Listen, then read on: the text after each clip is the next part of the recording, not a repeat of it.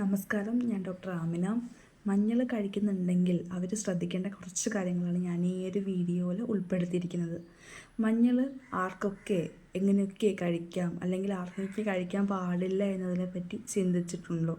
അതായത് ഈ ഒരു മഞ്ഞളിൽ ഒരു കണ്ടൻ്റ് ഉണ്ട്, അതായത് കുർക്കുമിൻ എന്ന് പറയും. അത് നമ്മളുടെ വൃക്കകളിൽ ഓക്സലേറ്റിൻ്റെ അളവ് കൂടാൻ ചാൻസ് ഉണ്ട്. അപ്പോൾ ഡെയിലി ഈ ഒരു മഞ്ഞൾ ഒരു മെഡിസിൻ എന്ന രീതിക്ക് വളരെ അധികം അളവിൽ യൂസ് ചെയ്യുന്നവരാണെങ്കിൽ അത് ഇപ്പോൾ വൃക്കയുടെയൊക്കെ പ്രശ്നങ്ങൾ ഉണ്ടാവാൻ ചാൻസ് ഉണ്ട്. അപ്പോൾ അതുകൊണ്ട് അത് കഴിവതും ഒഴിവാക്കണം. അതോടൊപ്പം ഇപ്പോൾ രക്തം കട്ട പിടിക്കാതിരിക്കാനുള്ള മരുന്ന് കഴിക്കുന്നവരാണ് നിങ്ങളെങ്കിലും ഈ ഒരു മഞ്ഞളിൻ്റെ അമിതമായ ഉപയോഗം ഒഴിവാക്കണം.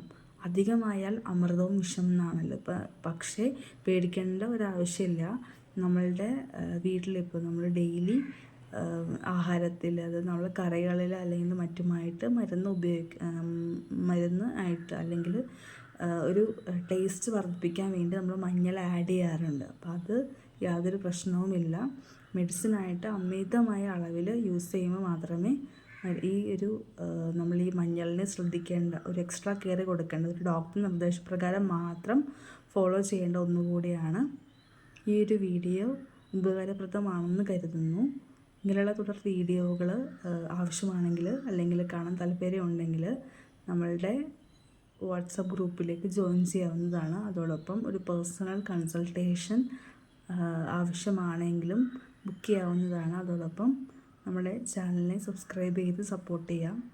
Thank you.